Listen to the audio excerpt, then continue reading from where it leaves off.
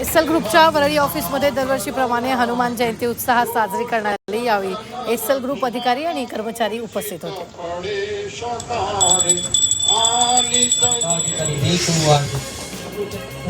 गावामधील गोकुळधाम परिसरातील श्री दक्षिणमुखी हनुमान शिवमंदिरात हनुमान जन्मोत्सव उत्साहात साजरा करण्यात आला। विशेष आकर्षण म्हणून रामेश्वरी मंदिर प्रवेशद्वाराचा भव्य मनमोहक देखावा तसंच आकर्षक विद्युत रोषणाई करण्यात आली। मंदिर समितीच्या वतीने धार्मिक कार्यक्रमांसोबतच सामाजिक उपक्रम राबवण्यात आले। देशभरात हनुमान जयंतीचा उत्साह आहे, तर हनुमान जयंतीनिमित्त मनसेनं हनुमान चालीसा पठण कार्यक्रमाचं आयोजन केलं। मनसेकडून दादरमधील आगार बाजार येथील जुन्या हनुमान मंदिरात हनुमान चालीसा पठण करण्यात आलं। मनसे नेते नितीन सरदेसाई, मनसेचे गटनेते यशवंत किल्लेदार, शाखा प्रमुख संतोष साळी आणि इतर पदाधिकारी उपस्थित होते।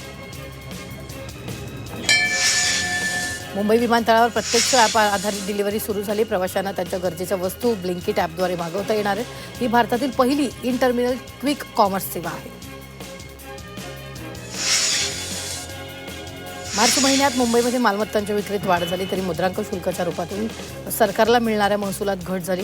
मार्च महिन्यात मुंबईत 15,500 मालमत्तांची विक्री झाली। याद्वारे राज्य सरकारला 1,492 कोटी रुपयांचा महसूल प्राप्त झाला आहे। आगामी जनगणना 2027च्या प्रक्रियेला उत्साह सुरुवात झाली। पहिल्याच दिवशी तंत्रज्ञानाचा मोठा प्रभाव दिसून आला। देशातील 8 राज्य आणि केंद्रशासित प्रदेशांमधील सुमारे 55,000 कुटुंबांनी सेल्फ एन्युमरेशन या सुविधेचा वापर करून आपली माहिती डिजिटल पद्धतीने नोंदवली आहे। देशात बेरोजगारी दिवसेंदिवस वाढते। देशातील 15 ते 29 वयोगटातील तरुण बेरोजगार आहेत। हे तरुण ना शिक्षणात सहभागी आहेत ना प्रशिक्षणात सहभागी आहेत, अशी माहिती औद्योगिक श्रमबल सर्वेक्षणामधून उघड झाली आहे। लाडकी बहीण योजनेत ई-केवायसी करताना चुकीचा पर्याय निवडलेल्या लाभार्थींना आता दुरुस्तीसाठी 30 एप्रिल 2026 पर्यंत मुदत देण्यात आली। ही मुदत 31 मार्चपर्यंत होती। ई-केवायसी दुरुस्तीसाठी ही शेवटची संधी असेल, असं महिला आणि बालकल्याण मंत्री अदिती तटकरे यांनी सांगितलं।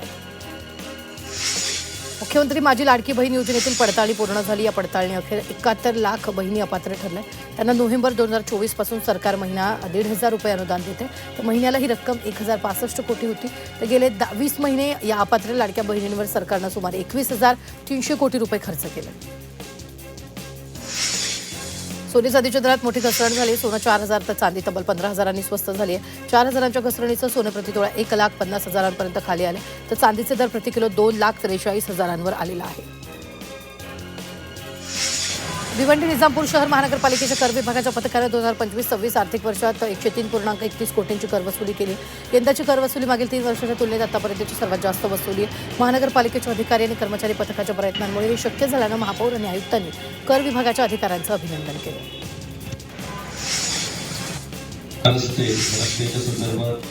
कुळगाव बदलापूर नगर परिषदेनं तब्बल 85% मालमत्ता कराची वसुली केली। नगर परिषदेच्या 2025-26 या आर्थिक वर्षात 89 कोटी इतकी मालमत्ता कराची मागणी होती। त्यापैकी 31 मार्चपर्यंत सुमारे 76 कोटी रुपये कराची वसुली करण्यात यश आलं।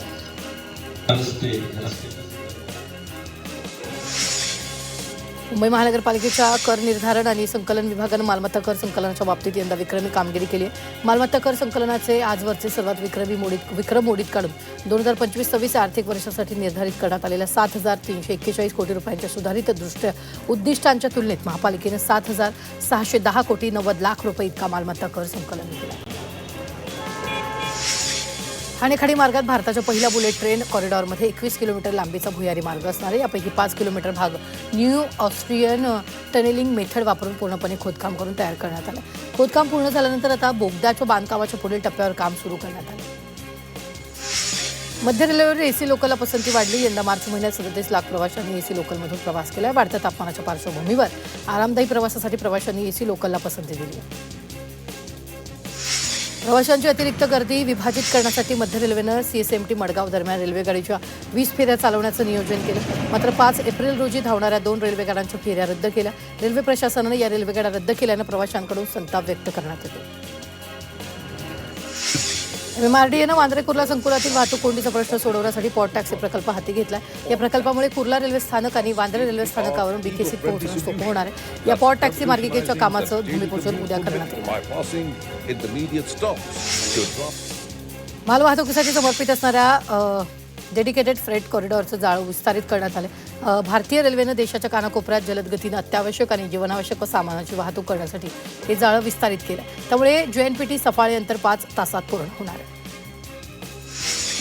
दहिसर ते मीरा भाईंदर मेट्रो 9 मार्गिकेतील दहिसर काशीगाव टप्पा आणि अंधेरी पश्चिम ते मंडाले मानखुर्द मेट्रो 2B मार्गिकेतील डायमंड गार्डन ते मंडाले मार्गिकेचं लोकार्पण मागील 3 ते 4 महिन्यापासून रखडलं होतं. त्यासाठी राज्य सरकारनं शुक्रवारी मुहूर्त काढला होता. त्यानुसार शुक्रवारी या 2 टप्प्याचं लोकार्पण, पॉट टॅक्सी प्रकल्पाचं भूमिपूजन आणि ठाणे बोरिवली बुदोहिरी बोगदा प्रकल्पाच्या भुयारीकरणास सुरुवात करण्यात येणार होती. नवी मुंबई विमानतळावर विमानांची संख्या वाढते, मात्र सार्वजनिक वाहतूक व्यवस्थेचा अभाव आहे. तर विमान तिकिटांपेक्षाही नवी मुंबई विमानतळावर प्रवास करणं अधिक महाग झालेला आहे. त्यामुळे जादा बस आणि मीटर टॅक्सीची मागणी प्रवाशांकडून करण्यात येते. भारतीय वाहन उद्योगाला 2025-26 या आर्थिक वर्षात यशाचं नवीन शिखर गाठलंय. देशांतर्गत बाजारपेठेत तब्बल 47 लाख प्रवासी वाहनांची विक्री होऊन आतापर्यंतचा सर्वात मोठा ऐतिहासिक विक्रम नोंदवला गेला. मागील वर्षी 43.4 लाख प्रवासी वाहनांची विक्री झाली. मुंबई विद्यापीठानं 8व्या अंतर्गत विद्यापीठ राष्ट्रीय कव्वाली स्पर्धेत प्रथम क्रमांक पटकावला. सलग दुसऱ्या वर्षी मुंबई विद्यापीठ सुवर्णपदकाचं मानकरी ठरले. मौलाना आझाद नॅशनल युनिव्हर्सिटी हैदराबाद ते 1 एप्रिल 2026ला राष्ट्रीय स्पर्धेचं आयोजन करण्यात आलं होतं. या स्पर्धेत भारतातील 23 विद्यापीठं सहभागी झाली होती. उल्हासनगर महापालिकेच्या अर्थसंकल्पीय सभेत विद्यार्थ्यांसाठी जाहीर केलेल्या शिष्यवृत्ती योजनेच्या नामकरणावरून शिवसेना आणि भाजप आमने सामने आले. या योजनेला महापौर यांनी स्वर्गीय आमदार ज्योती कलानी यांचं नाव देण्याचा प्रस्ताव मांडला. मात्र या प्रस्तावाला भाजपनं विरोध करत या योजनेला सावित्रीबाई फुले यांचं नाव देण्याची 10वीच्या अतिरिक्त परीक्षेसाठी शिकवणी शुल्क आकारणाऱ्या शाळांवर कारवाई करण्याचा इशारा सीबीएसईने शाळांना दिला. विद्यार्थ्यांचे गुण सुधारण्यासाठी घेण्यात येणाऱ्या अतिरिक्त परीक्षेसाठी शिक्षण शुल्क आकारण्यात येऊ नये अशा सूचना देण्यात आल्या. राज्यातील अनेक भागात पावसाचा इशारा देण्यात आला. काही ठिकाणी गारपिटीसह जोरदार पावसाची शक्यता. दरम्यान पुढील 2 दिवसात राज्यातील अंतर्गत भागात कमाल तापमानात 2 ते 3 अंश सेल्सिअसनं वाढ होईल अशी शक्यता आहे. तसंच तापमानातील वाढ आणि आर्द्रता यामुळे राज्यातील उकाडा वाढण्याची चिन्ह आहे. डोंबिवलीच्या मिलापनगर परिसरातील जमिनीखाली असलेली महानगर गॅसच्या पाईपचा स्फोट झालाय. नवीन गटाराचं काम सुरू असताना जेसीबीचा थेट धक्का गॅस पाईपलाईनला बसला आणि त्यामुळे जोरदार स्फोट झाल्यानं गॅस लिकेज मोठ्या प्रमाणात पसरल्यानं भीतीचं वातावरण निर्माण झालं. नवी मुंबईतील ऐरोलीमध्ये असणाऱ्या मनपा रुग्णालयात पूजा करतानाचा धक्कादायक व्हिडिओ समोर आला. ऐरोलीतील पालिका रुग्णालयातील हा व्हिडिओ असून सध्या सोशल मीडियावर चांगलाच व्हायरल होतो. राज्यात भोंदूगिरीवर संताप व्यक्त होत असताना चक्क मनपा रुग्णालयात हा प्रकार समोर आल्यानं पालिका प्रशासन यावर काय कारवाई करणार हे पाहणं महत्त्वाचं. सीबीआयकडून अनिल अंबानी यांच्यावर आणखी एक गुन्हा दाखल करण्यात आलेला आहे. त्यांच्या कंपनीमुळे LICला 3,750 कोटींचा तोटा झाल्याच्या आरोपावरून त्यांच्यावर गुन्हा दाखल करण्यात आला. अनिल अंबानी यांच्या विरोधात सीबीआयनं दाखल केलेला हा 3रा गुन्हा. नवी मुंबई विमानतळावर सुरक्षेचा प्रश्न ऐरणीवर आला आहे. धावपट्टीपासून अवघ्या 3 किलोमीटर अंतरावर असलेल्या उल्वे परिसरात कत्तलखाने आणि मांस विक्री सुरू आहे. त्यामुळे विमानांना पक्षी धडकचा धोका असून विमानतळ सुरक्षेवर प्रश्नचिन्ह उपस्थित केलं जातं.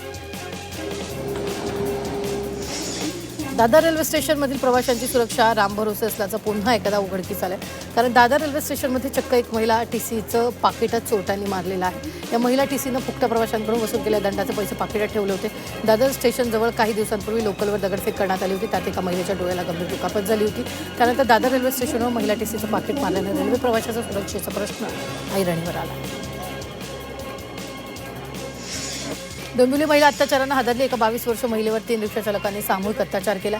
महिलेला ओळखीच्या रिक्षाचालकानं पार्टीच्या बहाण्याने बोलवलं आणि त्यानंतर तिला एका इमारतीत नेण्यात आलं, जिथे आरोपींनी आधी तिला जबरदस्तीने दारू पाजली. त्यानंतर आरोपींनी तिच्यावर मारहाण करत तिच्या इच्छेविरुद्ध अत्याचार केला. पोलिसांनी या तिघांना बेड्या ठोकल्या.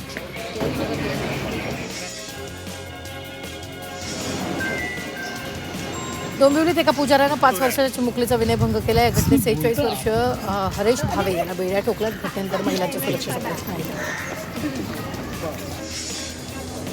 प्रफुल्ल पटेल आणि सुनील तटकरेंनी निवडणूक आयोगाला लिहिलेलं ते पत्र झी24 तासच्या हाती लागलं. या पत्रात पक्षाच्या अध्यक्षासारखे अधिकार अध्यक्षांना असतील असं नमूद केल्याचं पाहायला मिळतं. तर पटेल तटकरेंच्या याच पत्रावर सुनेत्रा पवार नाराज झाल्या. कल्याण डोंबिवली महानगरपालिकेची तिजोरीच्या 6व्या शिवसेनेकडेच राहण्याची शक्यता असून स्थायी समिती सभापतीपदासाठी शिवसेनेचे नगरसेवक मल्लेश शेट्टी यांनी आपला उमेदवारी अर्ज दाखल केला. तर महिला बालकल्याण समिती सभापती पदासाठी शिवसेनेच्या नगरसेविका सारिका जाधव आणि शिक्षण मंडळ सभापती पदासाठी भाजपचे नगरसेवक अभिजित थरवळ यांनी उमेदवारी अर्ज दाखल केला. बंधुबाबा अशोक खरातला कोर्टानं 7 दिवसांची पोलीस कोठडी सुनावली. त्यामुळे खरातचा मुक्काम आता 8 एप्रिलपर्यंत पोलीस कोठडीत असणार आहे. तर एसआयटीने युक्तिवाद करताना 7 दिवसाच्या पोलीस कोठडीची मागणी केली होती, ती कोर्टानं मान्य केली आहे. ही पोलीस कोठडी दुसऱ्या गुन्ह्यात आहे. इस्रायल, अमेरिका आणि इराणमधील युद्धाचा आता थेट शेतकऱ्यांना फटका बसू लागला. शेतमालाची निर्यात ठप्प झाल्यानं शेतकरी अडचणीत सापडला. त्यामुळे शेतकऱ्यांना लोकल मार्केटमध्ये आपला माल विकावा लागतोय. तिथंही योग्य भाव मिळत नसल्यानं शेतकरी पूर्णपणे अडचणीत सापडला. डिझेल दरवाढीमुळे मासेमारी व्यवसाय संकटात आलाय. उरण होलसेल डिझेल दरात महिनाभरात झालेल्या तब्बल 51 रुपयांच्या वाढीनं मच्छीमार आर्थिकदृष्ट्या कोलमडला. प्रति लिटर दर 90 रुपयांवर थेट 141 रुपयांवर गेल्यानं मासेमारी परवडेनाशी झाली आहे. त्यामुळे मोरा आणि करंजा बंदरात जवळपास 300 मच्छीमार बोटी नांगर टाकून उभ्या आहेत.